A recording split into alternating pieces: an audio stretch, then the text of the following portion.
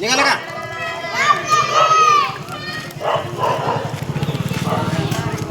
त्यानं ऐकलंच नाही.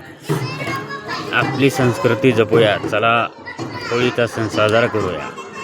ही तो खाल्लाच का? कुणाला काढायला लावला होता? कुणाला काढायला लावला होता? मीच खाल्ला. हा? असं जरा मजा येते. ही आपली संस्कृती मित्रांनो. होळीच्या ह्याच्या पुढे 5 फेरं मारणे ही जुनी परंपरा.